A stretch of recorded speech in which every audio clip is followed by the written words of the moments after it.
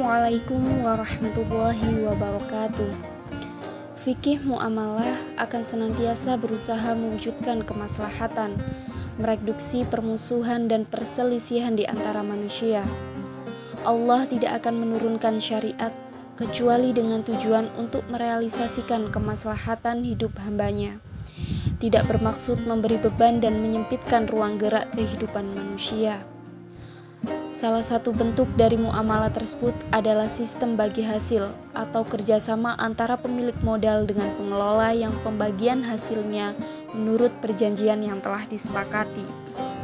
Fikih muamalah sendiri berarti aturan-aturan atau hukum Allah Subhanahu wa Ta'ala yang ditunjukkan untuk mengatur kehidupan manusia dalam urusan keduniaan atau urusan yang berkaitan dengan urusan duniawi dan sosial kemasyarakatan. Di dalam pembagian fikih muamalah terdapat berbagai macam akad.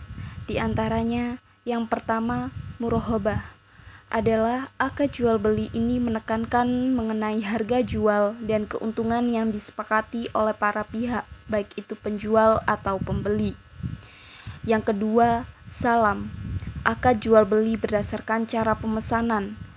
Yang ketiga, istihna, mengatur transaksi produk dalam bentuk pemesanan di mana pembuatan barang akan didasari dari kriteria yang disepakati. Dan yang keempat, mudharabah. Akad ini lebih mengatur antara pemilik modal dengan atau pengelola modal. Dan yang kelima, musyarakah. Akad ini dilakukan oleh dua pemilik modal atau lebih yang menghimpun modalnya untuk proyek atau usaha tertentu. Yang keenam, musyarakah mutanaqisah.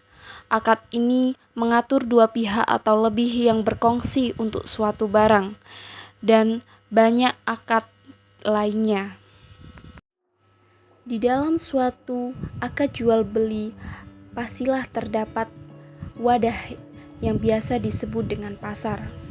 Pasar sendiri adalah sebuah mekanisme pertukaran barang dan jasa yang alamiah dan telah berlangsung sejak peradaban awal manusia. Praktek ekonomi pada masa Rasulullah dan Khulafaur Rasyidin menunjukkan adanya peranan pasar yang besar. Di dalam suatu pasar pasti terdapat mekanisme pasar. Yang pertama, permintaan.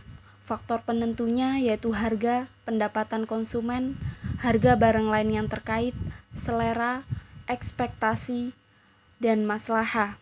Yang kedua, penawaran. Faktor penentunya yaitu maslahah, keuntungan, dan harga. Yang ketiga, keseimbangan pasar. Faktor penentunya yaitu permintaan dan penawaran berada dalam keadaan seimbang sehingga setiap variabel yang terbentuk di pasar, harga, dan kuantitas sudah tidak lagi berubah. Di dalam kegiatan atau transaksi yang dilarang karena bertentangan dengan prinsip syariah yang meliputi tadlis, yang kedua najasi, yang ketiga ihtikar, yang keempat wisisi, yang kelima ghaban, yang keenam bai al-ma'dum, yang ketujuh riba. Perkembangan ekonomi syariah di Indonesia. Beberapa tahun belakangan ini, perkembangan ekonomi syariah di Indonesia bisa dikatakan semakin cemerlang. Hal ini dapat dilihat dari semakin menjamurnya bank dan lembaga keuangan lainnya yang berbasis syariah. Sejak awal tahun 2000, perkembangan ekonomi syariah di Indonesia kian hari kian subur. Ditambah lagi dengan adanya krisis ekonomi yang terjadi beberapa tahun lalu di Amerika Serikat yang berdampak pada perekonomian dunia, yang semakin membuat nama ekonomi syariah semakin melejit. Ekonomi syariah digadang-gadang sebagai sistem ekonomi yang tidak terguncang akibat krisis yang terjadi di dunia. Bahkan, ekonomi syariah dipandang sebagai sebuah alternatif dan solusi untuk menyelesaikan permasalahan ekonomi dunia. Fikih muamalah dalam peraturan perundang-undangan. Secara eksplisit, tidak ada peraturan perundang-undangan yang memasukkan fikih muamalah secara utuh ke dalam bagiannya.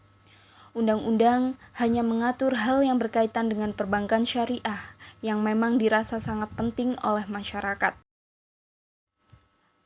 Terwujudnya undang-undang yang mengatur perbankan syariah melewati jalan yang panjang yang tidak mudah. Di era tahun 970-an, masyarakat Muslim Indonesia diliputi pengharapan untuk dapat melakukan transaksi yang berbasis syariah. Dan pada akhirnya, keberhasilan perbankan syariah dalam menghadapi krisis moneter, pemerintah mengkokohkan kehadirannya dengan memberikan landasan hukum yang lebih kuat melalui Undang-Undang Nomor 10 Tahun 1998 tentang perubahan atas Undang-Undang Nomor 7 Tahun 1992 tentang perbankan. Pada tahun 1999 dikeluarkan Undang-Undang Nomor 23 Tahun 1999 yang salah satu pasalnya mengatur kebijakan moneter yang dihasilkan prinsip syariah. Undang-undang yang paling penting dalam perjalanan perbankan syariah adalah Undang-Undang Nomor 21 Tahun 2008 tentang perbankan syariah. Dalam undang-undang ini, prinsip kerja perbankan syariah diatur dan kemudian dilindungi oleh negara.